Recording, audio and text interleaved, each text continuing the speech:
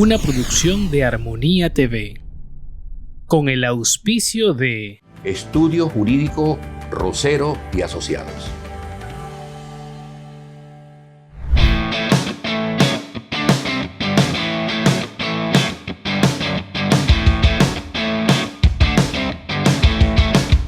Hola con todos, bienvenidos a un capítulo más de Legalmente Hablando. Yo soy la abogada Melissa Ramírez. Y yo soy la abogada María Fernanda Rosero. Gracias por su siempre sintonía. Y nosotros hoy día vamos a hablar también un caso True Crime. También vamos a hablar sobre los hermanos Menéndez y un caso criminal que ha sido desarrollado en diferentes documentales, películas, pero nosotros vamos a ver igual un poco también la parte legal de este proceso. Así que acompáñenos en este capítulo.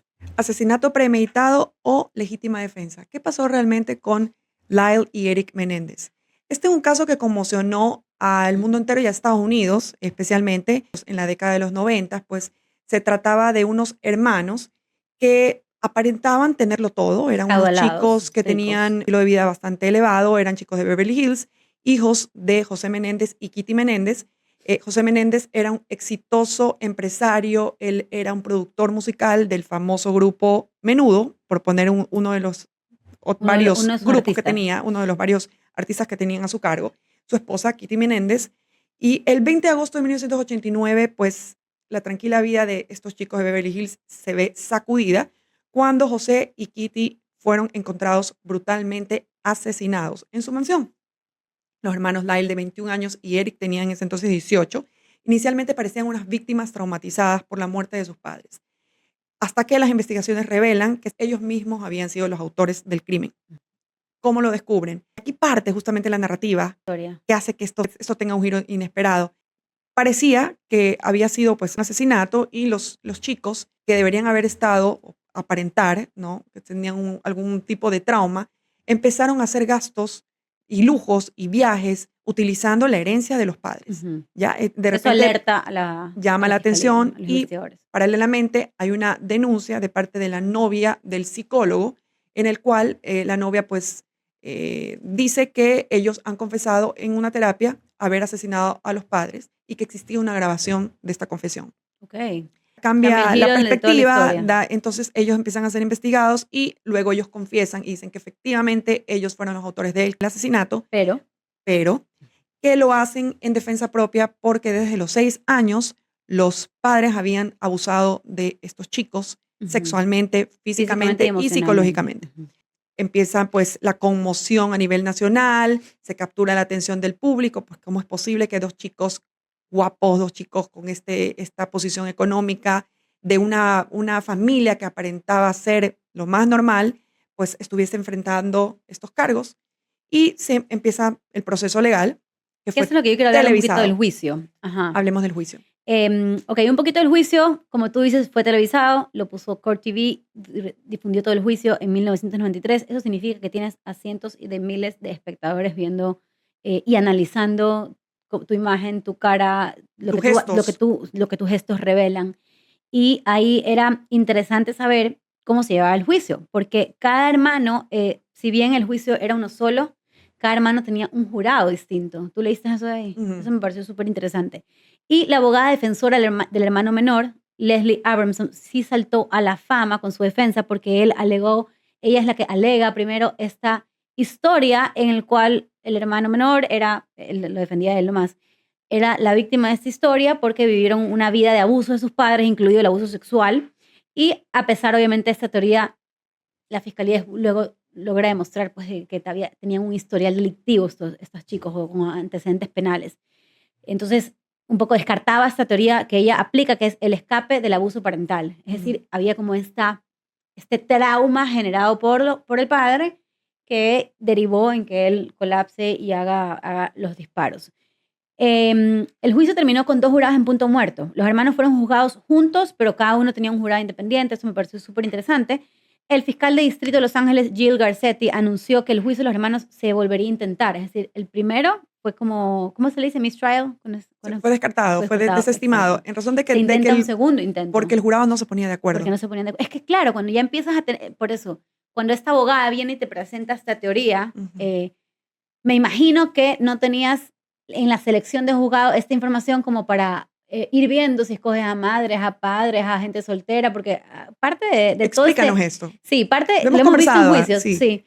Parte del proceso y de la inteligencia del equipo legal es la selección del jurado. Cuando tú llegas a la etapa en que tienes que seleccionar el jurado, debes tener un poco claro la estrategia que tú quieres vender, porque lo hemos dicho, o sea, es un poco vender la historia, el Así es. storytelling, y tú tienes que seleccionar al jurado ideal para ti. Obviamente que no es que tú lo escoges, tienes que, con la otra parte, con la fiscalía, Tienes irlo vetos. seleccionando y tienes vetos y puedes ir Mm. descartando hasta que llegas como a un jurado que te sientas que es objetivo. Entonces, Exacto. en este tipo de cosas fue como interesante que esta teoría de la abogada que salta a decir esto fue un abuso de la familia, probablemente el jurado no estuvo calificado para eso. Entonces llegaron a un punto muerto, no encontraban y van a este segundo intento, que fue un poco menos conocido. ¿Por qué? Porque el juez negó o no permitió que las cámaras. Entonces quitamos todo el componente mediático en que la gente opine, en que la gente La opinión entra. pública. Claro, opinión pública, que lo hemos comentado varias veces, que también, por más que el jurado está aislado,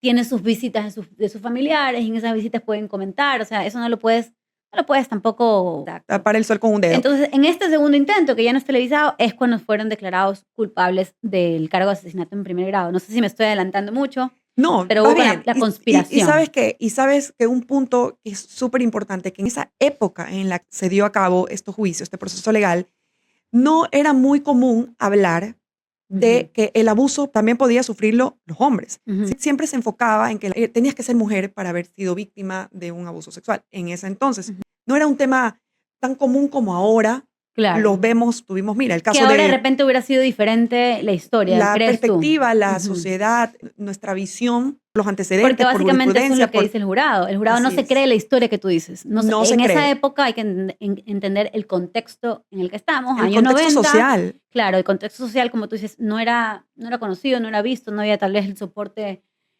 No era público, quizás. exacto que hay ahora. Que ahora Ujú. cuando tú dices, cuando un hijo dice mi padre abusó sexualmente, lo vas a tener en cuenta. Así O sea, es. Y no lo vas a importa, descartar y no va a porque el importar niño tu puede estar género. mintiendo. Entonces, básicamente eso. El delito por el cual se le acusaba era objeto de pena de muerte. Ujú. ¿Ok? El jurado no pide la pena de muerte, solo la cadena perpetua, porque ni siquiera toman en cuenta el tema del abuso.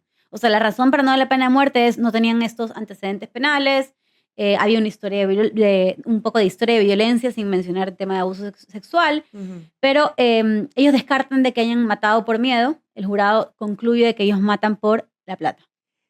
Además, no encontraron pruebas físicas sobre estos supuestos abusos a los que ellos Claro. alegan. Entonces, esa también fue parte. Bueno, pero eso lo hemos hablado súper- con Johanna. Es difícil también encontrar esas pruebas Cuando post. pero recuerda que cuando tú eres abusado sexualmente, Ujú. hay unos días en los que por eso es que tienes que correr a hacer la denuncia. Claro, pero estamos hablando de una Porque época en la cual físicamente- te daba vergüenza Claro, ir a denunciar, no vas a un hospital. físicamente dentro de tu cuerpo Ujú. quedan lesiones Ujú. que pueden comprobar que existieron abusos sexuales en este entonces. Pero en el caso concreto de ellos nunca hicieron ninguna denuncia más allá de contarle a sus primos. Ujú. Y fueron sus primos quienes fueron Avalaron, testigos. avalaron Fueron el testigos tema. en el proceso y dijeron, efectivamente, nosotros hemos venido escuchando de parte de nuestros primos, los Ujú. hermanos Menéndez, que ellos han sido abusados sexualmente por los padres. De hecho, específicamente por José Menéndez, el padre de los chicos, y que la madre lo Yo solo leí sobre consentía. él, exacto. Ese fue el problema con la madre, que la madre supuestamente lo consentía. Ellos sentían un abuso sexual, un abuso emocional, y ellos matan por el miedo a ser asesinados. Ujú. Porque en el momento en el que ellos hacen este reclamo, ya fueron creciendo, ya chicos, adolescentes mayores, ellos les dicen, basta, se acaban estos abusos, y los Ellos padres dijeron que amenazan, iban a denunciarlo. ajá, que los iban a denunciar públicamente y los padres los amenazan con matarlos. Ujú. Y supuestamente este miedo a ser asesinados es los que los impulsa a estos chicos a tomar esta decisión de asesinar a sus propios padres. Ahora, la fiscalía pues presenta esta narrativa que tú comentas, Ujú. que es que no, que fue premeditado, que Ujú. se ve mucho el Que hubo actuar, conspiración, que hubo como planificación. premeditación, y que el actuar de los chicos tampoco los ayudaba por el estilo de vida que tenían y por cómo se desarrollaron los hechos después de ser asesinados. Ujú. Es decir, ellos deberían haber guardado un perfil bajo, se debería haber visto ante los ojos de quienes los conocían un trauma, pero ellos Ujú. actuaban como que aquí no había pasado nada y empezaron a gastarse los millones de los padres. Eh, como comentamos dentro de los argumentos de la fiscalía, no existían las pruebas materiales para sustentar las denuncias de abuso sexual.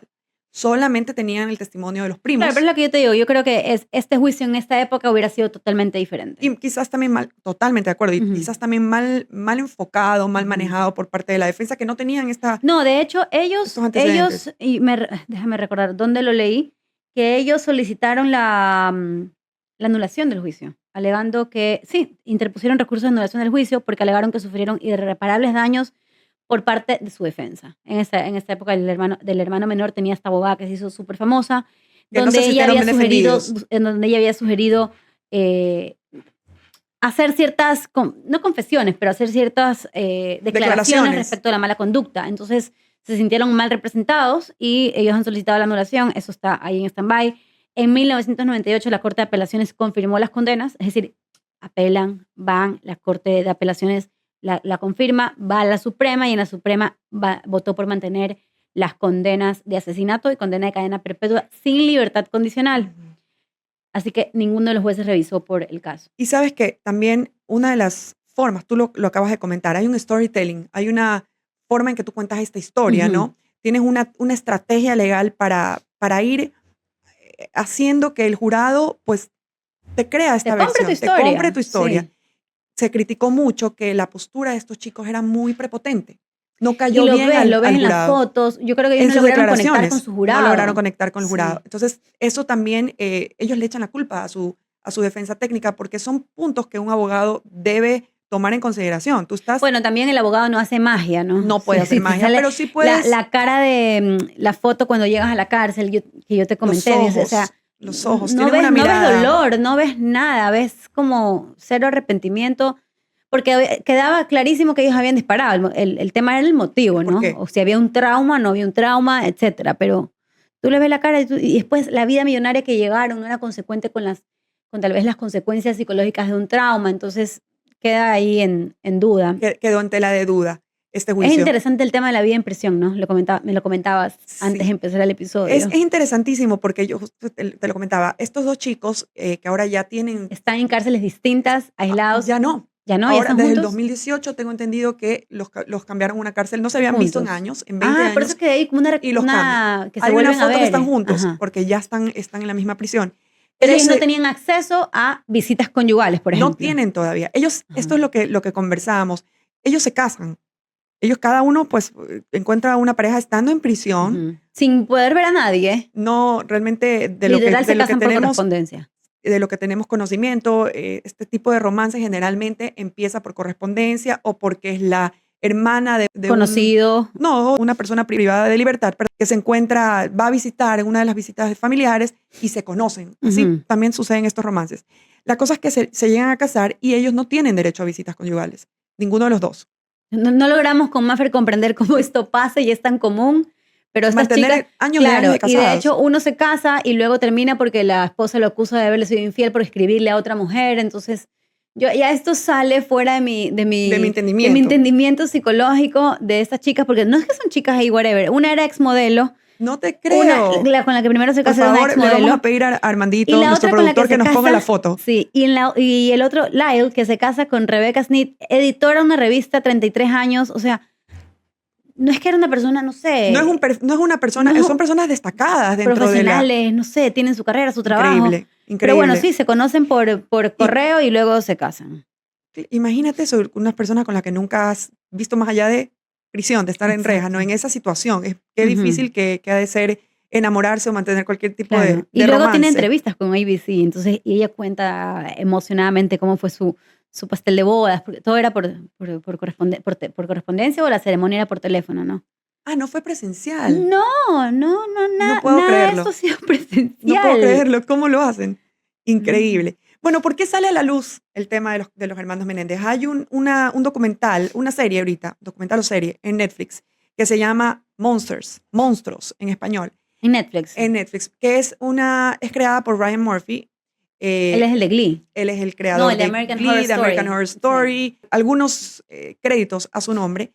Pero ¿por qué ha causado tanto revuelo, tanta conmoción? Porque la perspectiva de Ryan Murphy es los torna o da el entendimiento de que entre ellos también tenían una relación más allá, que va más allá de los hermanos, ¿no? Más allá de una Wow, relación no sanguínea, sabía. tienen una relación. No me lo he visto Hace un por los enfoque. cortes de luz. No, pues. Claro, por los cortes de luz no hemos podido verla a plenitud, pero hay escenas en las que supuestamente o da a entender de que ellos tenían una relación sentimental también, una relación enferma, evidentemente al ser Wow. hermanos. Yo leí que también hablaban sobre, en el documental, no sé si es el mismo, Menéndez, A Menudo Boys Betrayed, creo que ese es otro. Es otro. Menéndez, A Menudo Boys Betrayed. Este es uno de agosto de 2024 y hablan sobre un descubrimiento de esta carta enviada por Eric en Te iba a 1989, año del asesinato, a su primo, en el que le cuenta estos detalles de los abusos. Entonces, la representación legal actual de los hermanos está solicitando un Una habeas revisión, corpus una revisión. ante el Tribunal Supremo de Los Ángeles, en donde se alega que esta información debe servir como evidencia para que la condena a cadena perpetua sea revocada y tenga lugar a un nuevo juicio. Y no solo eso siempre eso. pasa, o sea, si es que hay evidencia que no tenías, Claro, no hay y evidencia. sale. Y no solo eso, Ahora, ¿por qué no también, habrá salido esta carta en su época, no? y también hay una declaración de uno de los chicos Menudo, uno de los integrantes de Menudo, Que también le hacían abuso Rosello, sexual. en el que él confiesa a sus 50 y pico de años, que al fin se siente con la Wow, eso que vas a fuerza. contar está de locos. Claro, que recién se siente con esa fuerza y para lanzarse a dar esta declaración de que él también había sido abusado por José Menéndez durante su tiempo de Oigan, esta noticia que les cuento más en serio es de ayer, casi. sí, O sea, es Roy reciente. Rossello versus José Menéndez. Un nuevo giro en el caso de los hermanos Menéndez que podría liberarlos de la cadena perpetua. El relato de Roy Rossello podría ser la última posibilidad para que se reabra este caso, que están por cumplir 30 años en la prisión.